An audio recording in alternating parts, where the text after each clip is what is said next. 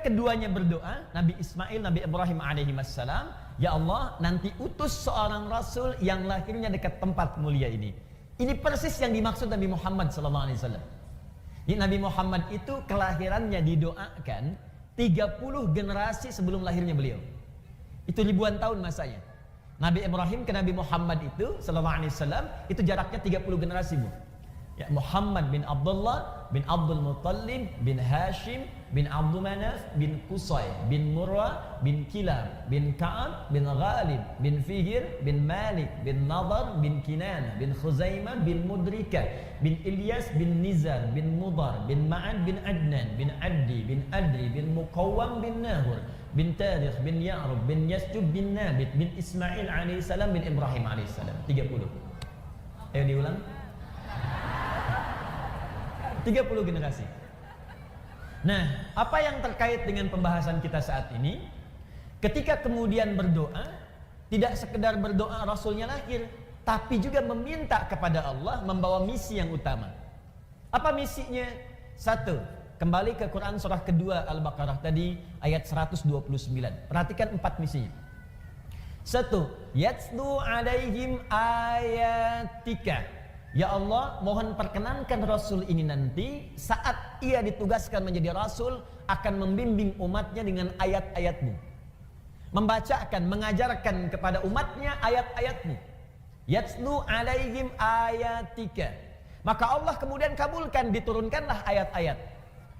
Mulai Quran surah ke-96 ayat yang pertama, Iqra bismi rabbikal ladzi khalaq, sampai terkumpul dari Al-Fatihah sampai An-Nas. Karena dibacakan, didengar bacaan-bacaan yang dibacakan disebut dengan qiraah. Ya, kalau dibacakan terus tanpa pernah bosan, berulang-ulang disebut dengan Quran namanya. Quran. Kalau beda dengan bacaan biasa mungkin ada yang terus dibacakan tapi bosan. Yang ini dijamin oleh Allah terus dibacakan, terus diulang. Bahkan setiap hari manusia bisa 17 kali mengulangnya dan tidak pernah ada yang bosan. Maka tambah alif lam di depannya menjadi Al-Quran. Al-Quran, satu-satunya kitab di muka bumi, kitab suci, satu-satunya yang dibacakan 17 kali setiap hari oleh setiap muslim dan tidak pernah ada yang mengeluh bosan. Ibu, siapa yang baca Quran 15 kali sehari? Banyakan Ustaz. Baik. Yang 1 kali sehari baca Quran? Ada? Boleh angkat tangan? Masya Allah. 2 kali sehari? Masya Allah. 3 kali sehari? Tidak ada. Berarti ibu sholatnya cuma sekali, 1 rakaat. Berarti sholat subuh tadi 1 rakaat ya? 17 kali. Kan kita baca Al-Fatihah 17 kali sehari. Al-Fatihah Al-Quran bukan? Al-Quran dibaca pasti 17 kali sehari karena jumlah rakaat sholat itu 17 rakaat. Jadi kalau ada yang baca Al-Fatihah cuma sekali sehari, itu artinya sholat subuhnya 1 rakaat. Nah, kembali ke sini. Bukankah semua isi Al-Quran disebut ayat? Ya kan? Al-Fatihah 7 ayat, Al-Baqarah 286 ayat, Ali Imran 200 ayat, An-Nisa 176 ayat. Perhatikan doa Nabi Ibrahim tadi. Yatslu alaihim ayatika, ayat. Ya Allah, mohon utus nanti seorang Rasul yang akan mengajarkan pada umatnya ayat-ayatmu. Maka turunlah Al-Quran, disebut isinya dengan ayat, dikabulkan bagian pertama. Jelas? Karena ini isi Al-Quran seluruhnya itu bimbingan hidup, diajarkan oleh Nabi pada kita. Nah, saat Nabi mengajarkan kepada kita itu, tuntunan Nabi ketika mengajarkan kepada kita dijelaskan oleh Nabi, maka terkumpullah ajaran-ajaran Nabi. Kumpulan dari sesuatu ajaran disebut dengan kitab namanya. Baik, teruskan ayatnya. Rabbana wab'ats fihim rasulan minhum yatslu alaihim ayatika wa yu'allimuhumul kitab. Saya ulang. 1 ayat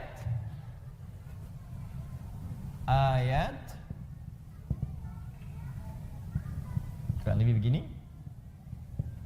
Kedua, wa yu'allimuhumul kitab.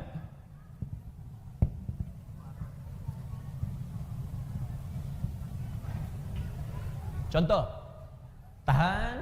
Nanti ibu akan paham ketika saya selesaikan di akhir apa yang saya maksudkan. Baik, ibu sekalian, para akhwat, kata Nabi Ibrahim, Nabi Ismail, ya Allah, utus seorang Rasul dan turunkan ayat kepada Rasul ini untuk mengajarkan umatnya. Maka Allah turunkan. Ada ayat misalnya tentang solat, bimbingan, bagaimana cara menyembah Allah subhanahu wa ta'ala. Turun Quran surah kedua Al-Baqarah ayat ke-43. Wa aqimus sholat, tunaikan solat. Ayatnya kan turun kan? Maka turun ayat. Makanya tidak boleh kita beribadah kalau tidak ada ayatnya. Tidak ada dalilnya. Baik itu ayat dari Allah atau petunjuk dari Nabi. Jadi kalau ibadah itu saking sayangnya Allah, kamu gak usah banyak-banyak ibadahnya. Ini yang saya tunjukkan aja, kamu kerjakan. Jadi dalam ibadah itu gak boleh kreatif. Ya. Apa yang Allah tunjukkan, saking inginnya Allah mudah dan gak capek ibadah kita. Ini aja kerjakan nih, turun. Nah, cuma kan gak cukup dengan ayat. Wa aqimus sholat, tunaikan sholat. Orang bertanya, ya Rasulullah, bagaimana cara sholatnya? Gak cukup dengan turun ayat, ayo kerjakan sholat, caranya bagaimana? Maka yang kedua kemudian turunlah kalimat wa yu'allimuhumul kitab, ajarkan caranya. Maka diajarkan oleh Nabi dari mulai takbir sampai dengan salam. Turun ayat, kerjakan sholat. Bagaimana caranya? Ditunjukkan oleh Nabi. Begini cara takbirnya, ya, begini cara sedekapnya, begini cara rukuknya, begini cara sujudnya sampai dengan salamnya. Dikabulkan. Doa yang kedua Nabi Ibrahim, Nabi Ismail dikabulkan oleh Allah subhanahu wa ta'ala. Maka ajaran Nabi menerangkan Alkitab itu sekarang disebut dengan hadis, prakteknya disebut dengan sunnah namanya. Pelan-pelan. Kumpulan ayat tadi disebut apa?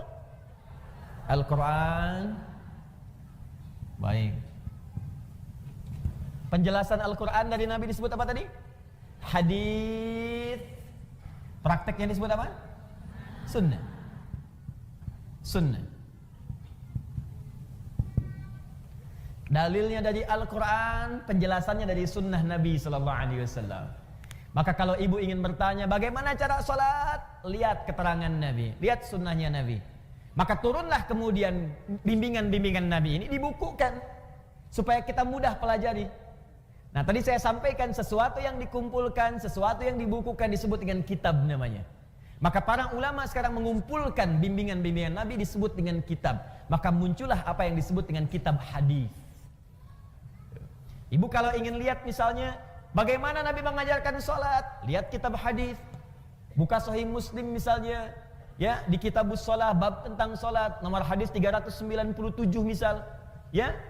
Bagaimana caranya? Kata Abu Hurairah, kata Nabi, idza qumta ilas shalah, jika Anda ingin menunaikan salat dengan sempurna, asbigil wudu, sempurnakan dulu wudunya, thumma istaqbilil qiblah, kemudian menghadap ke arah kiblat, setelah kemudian siap, thumma fakabbir, kemudian bertakbir, farafa'a yadayhi hadwa mankibaihi, maka letakkan telapak tangannya kemudian sejajar dengan bahunya di sini.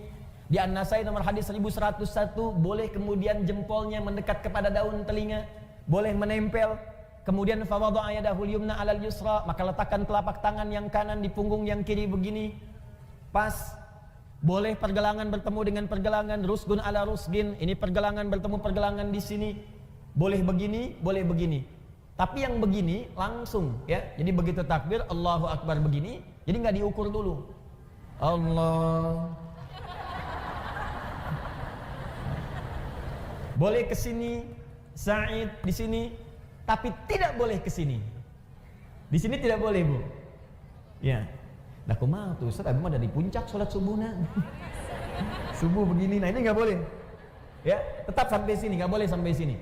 Kata Nabi, jangan engkau salat seperti orang yang sombong, meletakkan telapak tangannya sampai dengan kemudian di sikunya, mirfaq begini. Kayak orang punya proyek lihat-lihat begini, ya. Nah, sampai sini.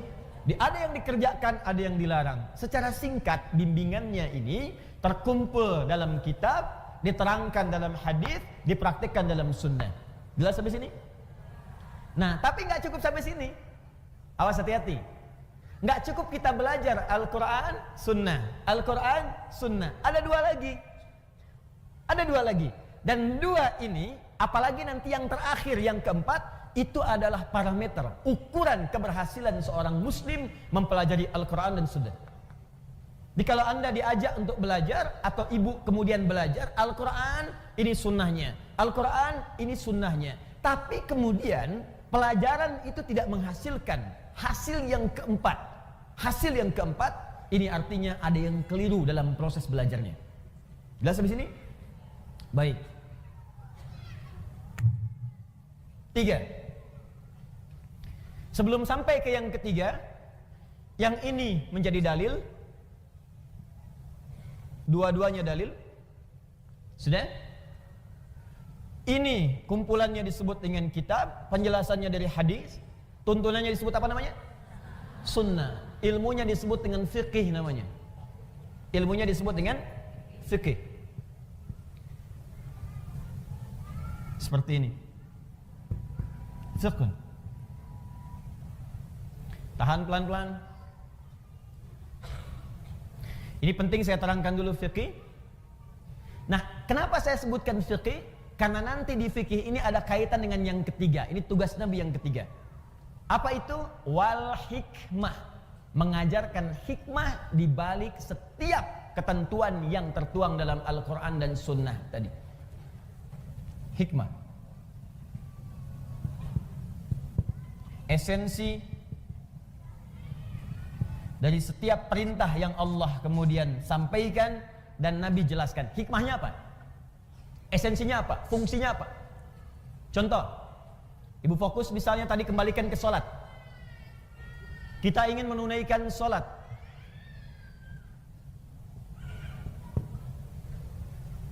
Saat kita akan kerjakan sholat, sholat ibadah bukan?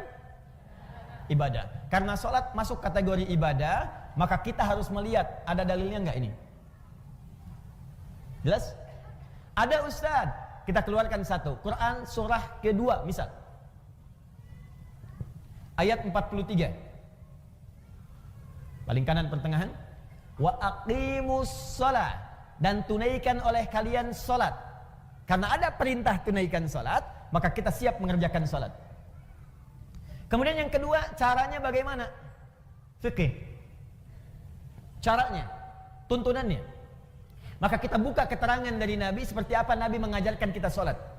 Kita keluarkan misal buka kitab tentang hadis. Kita ambil misalnya di sini Sahih Bukhari dan Muslim, Al-Bukhari dan Muslim. Misal Al-Bukhari nomor hadis 711, kemudian riwayat Muslim nomor hadis 397, riwayatnya dari sahabat Abu Hurairah. Abu Hurairah ini menerima kemudian peristiwanya dari Khalad bin Rafi Az-Zuraiqi. Khalad. Ada yang menyebut Khalid, ya, Khalad bin Rafi. Hadisnya sahih. Fokus. Ini perintah salatnya. Ini caranya. Kemudian yang terakhir, bagian ketiga, hikmahnya. Apa hikmah di balik perintah salat itu? Apa esensinya? Kenapa kita diminta salat? Fokus baik-baik. Kenapa kita diminta salat? Toh tidak salat pun tetap kita menjadi hamba Allah. Tapi kenapa kemudian kita diminta menunaikan salat? Hikmahnya apa? Esensinya apa? Fungsinya apa? Nah, ibu sekalian, dalam hal hikmah ini selalu terkait dengan bagian yang keempat. Fokus baik-baik. Tidak pernah diperintahkan seorang hamba untuk menunaikan ibadah kecuali memiliki hikmah, esensi, makna terkait dengan aspek yang keempat. Al-akhlaq. Akhlaq.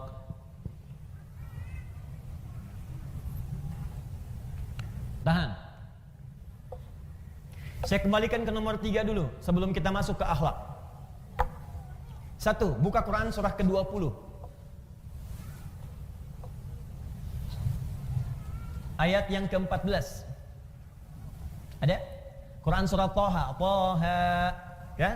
Ma anzalna ilaikal Qur'ana litashqa. Ayat ke-14. 14. Innani anallah. Ada?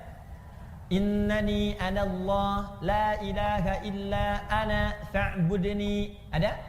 Wa aqimis salata li dzikri. Ada? Baik, sekarang perhatikan baik-baik. Ibu sekalian, yang Tuhan itu siapa? Allah. Pencipta kita siapa? Yang hamba siapa? Kita, manusia. Apa yang membedakan antara Tuhan Khalik yang menciptakan kita dengan kita hamba yang diciptakan? Mesti ada beda. Apa beda antara direktur dengan karyawan? Direktur memanage perusahaan, memberikan perintah, karyawan mengeksekusi. Apa beda tuan rumah dengan asisten rumah tangga? Tuan rumah mengatur, memberikan perintah, asisten rumah tangga mengeksekusi, gitu kan? Apa beda antara Allah Rabbun, Tuhan, Khalid, dengan manusia sebagai hamba? Maka bedanya mesti ada perbedaan di antara keduanya. Allah yang disembah, manusia yang harus menyembah. Allah yang diibadahi, manusia yang harus ibadah. Karena itu ketika Allah mengatakan saya Tuhan, lihat ayatnya. Innani anallah, kata Allah, saya Allah. La ilaha illa ana, tidak ada Tuhan selain saya. Yang Tuhan cuma saya, kata Allah. Yang lain bukan Tuhan. Yang Tuhan cuma saya, kata Allah. Yang lain bukan Tuhan.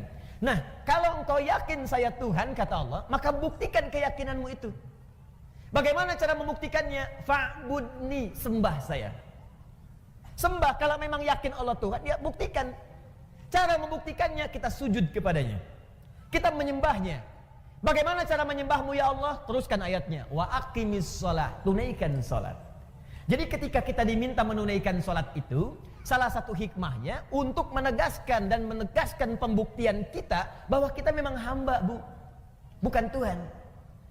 Makanya kalau ada orang, manusia, selama hidupnya nggak pernah sholat, maka ada yang salah dengan dirinya. Seakan-akan dia merasa sebagai Tuhan. Kalau ibu manusia, pasti ibu sholat. Kalau ibu makhluk, pasti sholat. Kalau ibu hamba, pasti sholat. Karena ciri seorang hamba dalam Al-Quran disebutkan, yang pertamanya, dia mau ibadah kepada Allah Subhanahu wa Ta'ala.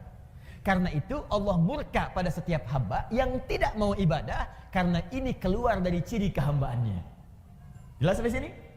Nah, makanya ketika dipanggil misalnya Allahu Akbar, adzan, itu seakan-akan pertanyaan kepada kita, kamu manusia bukan? Kamu manusia bukan? Cuman ada satu makhluk yang turun ke muka bumi ini, hati-hati bu ya, yang selama dia turun gak pernah mau sholat kepada Allah Subhanahu wa Ta'ala. Jadi yang turun ke muka bumi ada dua jenis makhluk bu. Dua jenis makhluk. Satu manusia, yang kedua setan. Saya ulang ya. Satu manusia, yang kedua setan. Itu ada di Quran surah kedua Al-Baqarah ayat 38, paling kanan sebelah atas. Qul nahbitu minha jami'a. Hei kalian semua, Adam, Hawa plus iblis, setan yang menggodanya, turun semua ke bumi. Fa imma ya'tiyannakum minni huda, maka kalau ada petunjuk dariku, hudan itu artinya petunjuk. Hudan, petunjuk untuk sholat, petunjuk untuk zakat, petunjuk untuk puasa, petunjuk untuk bahagia, petunjuk untuk senang. Kata Allah, kalau ada petunjuk dariku, hudan namanya. Makanya ketika Allah menyebutkan kalimat hudan pertama dalam Al-Quran, dia bersanding dengan sholat. Buka Quran surah kedua Al-Baqarah ayat 2-3. Dzalikal kitabu la raiba fi hudan lil muttaqin. Apa makna hudan itu? Ayat 3-nya. Alladzina yu'minuna bil ghaib wa yuqimunas salat. Di antara penjelasan hudan itu detailnya adalah salat. Kata Allah, turun semua ke bumi. Kalau ada petunjuk dariku untuk kebahagiaan kamu. Kalau ada petunjuk dariku untuk kenyamanan kamu. Kalau ada petunjuk dariku untuk kesuksesan kamu hidup di dunia. Jadi Masya Allah, ini kalau kita tahu tentang konsep ini, maka tidak ada sedetik pun dalam hidup kita kecuali ingin syukur saja pada Allah. Jadi ketika Nabi Adam dan istrinya Hawa diturunkan dan melahirkan kita kemudian hari, itu Allah menginginkan kita hidup di dunia ini, hidupnya senang bu, bahagia. Ini gak pernah ada keterangan di Quran Allah menginginkan kamu susah, itu gak ada. Di semua makhluk yang tinggal di bumi, yang namanya manusia itu, ketika dia terlahir, kata Allah, saya ingin kamu bahagia, saya ingin kamu senang, nanti yang abadi nanti di akhirat. Tapi kamu dapatkan dulu percikannya saat di dunia, percikan kebahagiaan. Ayo, kalau berumah tangga bahagia, kalau bekerja bahagia, jadi anak bahagia, jadi istri bahagia, jadi ibu bahagia. Itu begitu pertama lahir, misinya misi kebahagiaan. Jadi kalau ada manusia yang tidak bahagia, yang salah bukan Allah, yang salah manusianya sendiri. Kenapa? Karena tidak mengikuti petunjuk kebahagiaan yang telah Allah tetapkan. Kan begitu Adam diturunkan, kata Allah, ini saya berikan petunjuk. Petunjuknya petunjuk bahagia. Kalau kamu ikuti petunjuk ini, hidupmu selama di dunia, jadi apapun engkau akan bahagia. Jadi dokter yang bahagia. Jadi ibu rumah tangga yang bahagia.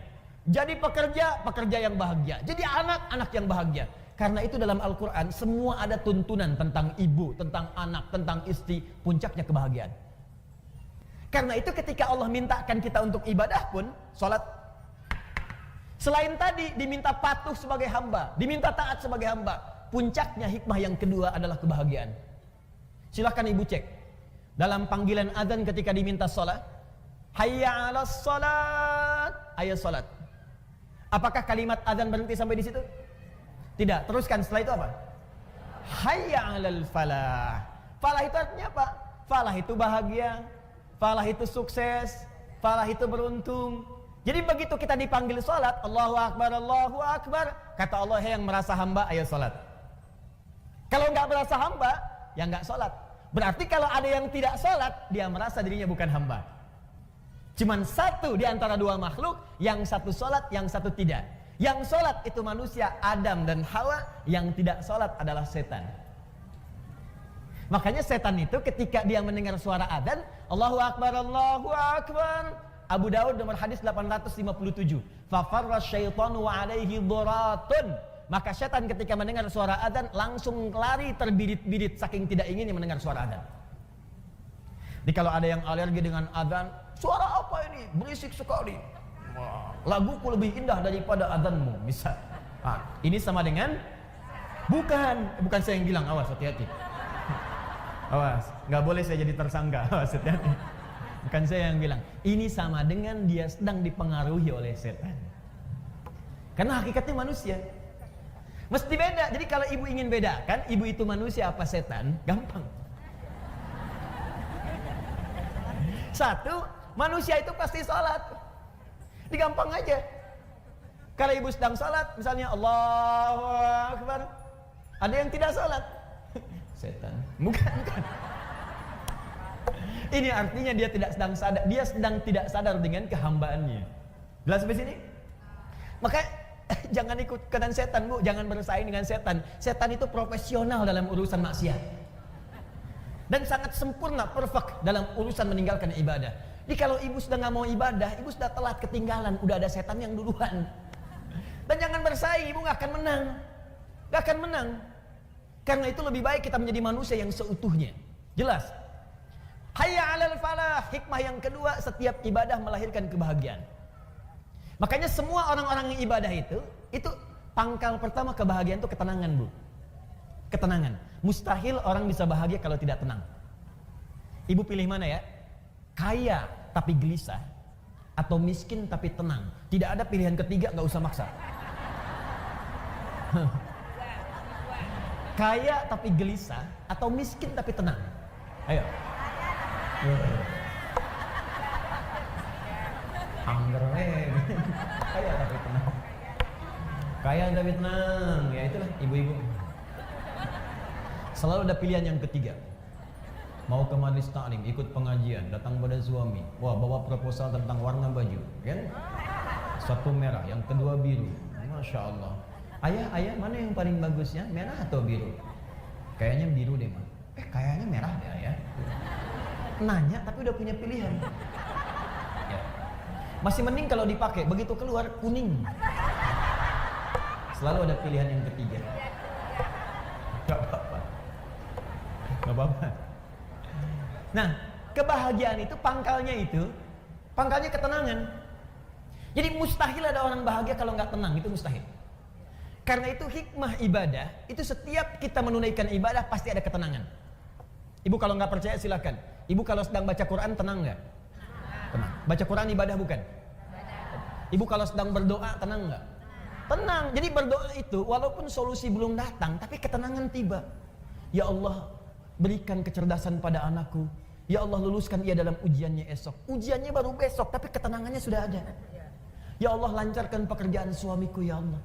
Ya Allah, tenangkan keadaan jiwa-jiwa kami. Jadi pekerjaan baru besok dikerjakan, tapi ketenangannya sudah tiba. semua ibadah pangkal pertamanya melahirkan ketenangan. Makanya ada rumus dalam perkataan para ulama, ibu, kalau sedang tidak tenang, sedang gelisah dalam urusan dunia, ibu berdoa. Atau ibadah. Pilih jenisnya yang mudah kita kerjakan. Misal di rumah tangga ada persoalan, alih-alih ibu bikin status yang tidak jelas. Sekarang banyak peluang dilakukan di media sosial. Ya, lebih baik ibu kerjakan ibadah, ambil wudhu, menghadap ke kiblat, buka mushaf, baca. Walaupun solusi belum datang, tapi ketenangan itu akan tiba. Ustadz kalau nulis statusnya sambil baca mushaf gimana? Sama aja salah tuh. Kamu tidak seperti yang aku kira. Nungguin komen gitu kan sampai maghrib. Baca Quran, doa, sholat. Ya, lakukan pekerjaan itu, ketenangan akan tiba. Nah, itu yang dimaksud dengan hikmah, esensinya. Nah, tapi ada puncak hikmah.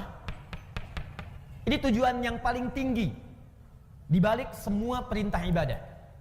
Dan ini misi yang paling puncak dari setiap misi kerasulan Nabi Muhammad SAW. Fokus baik-baik. Bahkan saking pentingnya misi ini, Nabi sendiri yang menegaskan dengan lisannya. Kalau Adi Hidayat yang menyampaikan, Anda boleh ragukan atau tinggalkan. Tapi kalau Nabi yang sampaikan, beliau Shadiqul Amin, orang yang tidak pernah keliru dan terpercaya dalam hidupnya. Ya, tidak pernah berbuat salah dalam pengertian keliru, apalagi dusta. Maaf, dan beliau senantiasa dipercaya bahkan oleh lawan-lawannya. Shadiqul Amin. Apa perkataan Nabi? Buka dalam kitab Syu'abul Iman, diriwayatkan dari Al-Imam Al-Baihaqi, dikenal dengan Sunan Al-Baihaqi, kitabnya Syu'abul Iman, nomor hadis 2009 sampai 2010. Fokus. Innama bu'ithu liutammima salihal akhlaq. Sungguh misi utamaku. Fokus.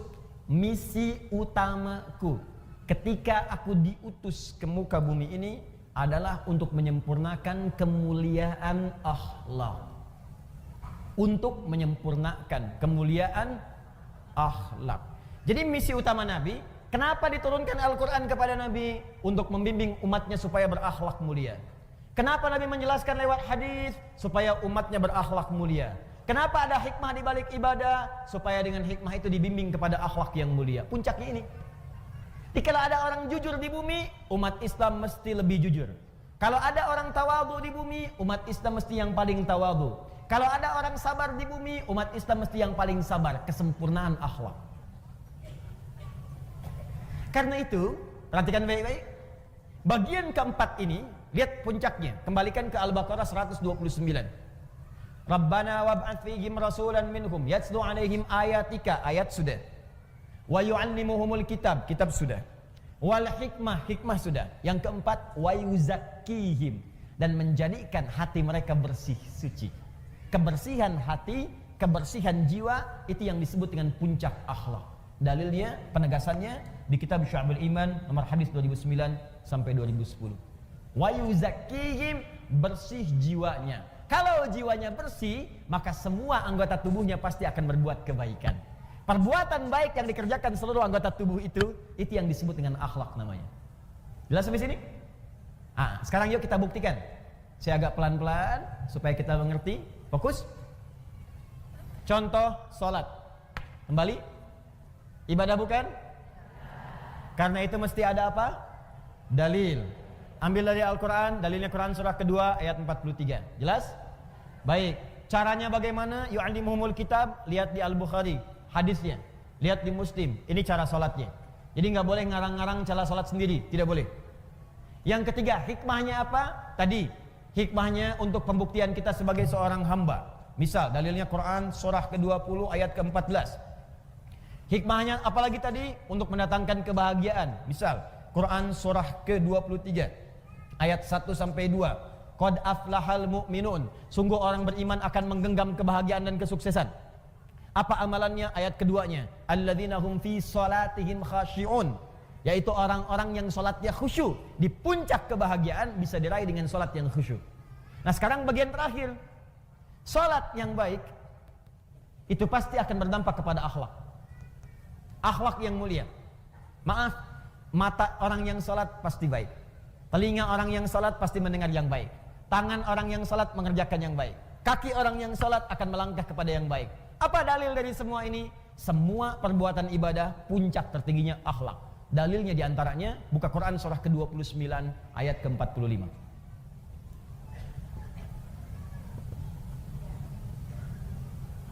Al-Ankabut ayat 45. Ibu hafal insyaallah pertengahannya, cuman awalnya aja barangkali yang sering dilupakan. Buktinya gampang. Innas salata tanha. Oh. Itu pertengahannya. Awalnya utlu ma uhya ilaika minal kitab. Tuh, lihat utslu tilawah, Bu. Coba Ibu bandingkan dengan Al-Baqarah 129. Rabbana wab'ats fihim rasulan minhum yatslu alaihim ayatika. Yatslu itu baca, pelajari. Perintahnya utslu. Sebelum Anda sholat, baca dulu, pelajari dulu, lihat keterangan yang bersumber dari Nabi. Utslu, watslu, utslu. Lihat ayatnya, lihat keterangannya. Ada kan? Terus, utslu ma uhya ilaika minal